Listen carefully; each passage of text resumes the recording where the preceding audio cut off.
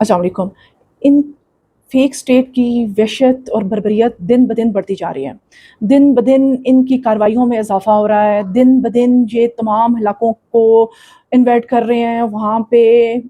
اپنی حکومت مسلط کرنے کے چکروں میں، ان کے اوپر قبضہ کرنے کے چکروں میں ادھر ادھر مسلمانوں کو آپس میں لڑا رہے ہیں، بہت کچھ کر رہے ہیں۔ لیکن کل انہوں نے ایک اور بہت ہی اذیت ناک قسم کا جو آپ کہہ سکتے ہو آپریشن کیا لبنان کے اندر، جنوبی لبنان کے اندر یہ کیا گیا، اور بہانہ بنایا گیا حزب اللہ کو۔ یہ کبھی حماس کو بہانہ بنا کے ظلم ستم کرتے ہیں، کبھی حزب اللہ کو بنا کے، لیکن ان کا مقصد صرف اور صرف ان تمام ایریاز کے اوپر قبضہ کر کے اپنا گریٹر اسرائیل بنانا ہے، یعنی گریٹر فیک اسٹیٹ بنانی ہے۔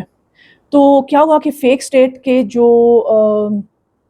سولجرز ہیں انہوں نے ایک آپریشن کیا، اس میں سب سے پہلے انہوں نے رات کے ٹائم پر وہاں پہ وائٹ فاسفورس کے گولے برسائے۔ اب وائٹ فاسفورس آپ کو پتہ ہے کتنی خطرناک ہے، اس سے کیا ہوا کہ تمام جتنے بھی باغات تھے زیتون کے اور سنوبر کے جنگلات جو تھے وہ تمام جل گئے۔ پھر ان کے دل کو سکون نہیں پہنچا، ان کا دل پھر بھی ٹھنڈا نہیں ہوا، تو انہوں نے مزید ٹھنڈ پہنچانے کے لیے اپنے دل کو رات کے ٹائم پہ فضائی حملہ بھی کیا، طیارے اپنے جو بھی سسٹم تھا وہ فضائی حملے بھی کیے۔ پھر بھی ان کا دل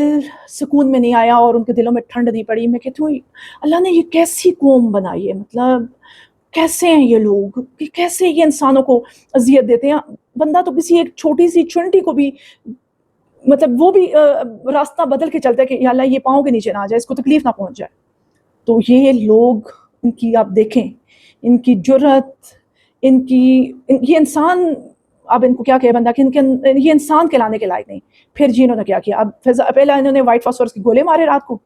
پہلے اس کے بعد جو ہے پھر فضائی حملہ کیا، اور تیسرا پھر بھی ان کو سکون نہیں آیا تو انہوں نے وہاں پہ جو سونک بوم ہوتے ہیں وہ مارے ان لبنانیوں کے اوپر۔ تو آپ سوچ سکتے ہیں کہ وہاں پہ کیا ہوا ہوگا، اور یہ تمام ہمیں رپورٹنگ، تمام قسم کی خبریں الجزیرہ سے ملتی ہیں۔ اب جب لبنان کے اوپر اس قسم کے حملے کیے گئے تو اس میں بہت سارا نقصان جو ہے لبنان میں دیکھا گیا، جنوبی لبنان کے اندر، اور کچھ علاقے جس میں ہارون ہے، یارون ہے اور بنت جبیل کے علاقے ہیں، اور کچھ اور علاقے بھی ہیں جن کو انہوں نے ٹارگٹ کیا، جہاں پہ وائٹ فاسفورس، پھر اس کے بعد فضائی حملے، پھر اس کے بعد بھی ان کا دل ٹھنڈا نہیں ہوا تو میں نے کہا کہ انہوں نے سونک بام وغیرہ مارے۔ تو پوری دنیا اس وقت تماشا کر رہی ہے، تمام لوگ، مطلب اتنا چھوٹا سا اسٹیٹ ہے اور پوری دنیا میں یہ لوگ جو ہیں ایک طرح سے میں کہوں گی کہ اب کیا لفظ اس کے لیے استعمال کروں، کہ پوری دنیا میں غنڈہ گردگی جو ہے انہوں نے پھیلائی ہوئی ہے، ہر طرف جو ہے بدسکونی کا عالم ہے۔ لیکن میں ایک چیز دیکھ رہی تھی اور مجھے بڑا دکھ ہوا، میں نے کہا دیکھیں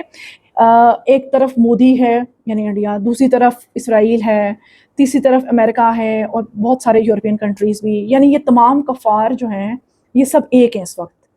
سب ایک ہے۔ ان کا منصوبہ صرف اور صرف مسلمانوں کو ختم کرنے کا، ایک دوسرے کو سپورٹ کر رہے ہیں۔ ابھی ہم نے دیکھا کہ مودی نے جو ہے وہ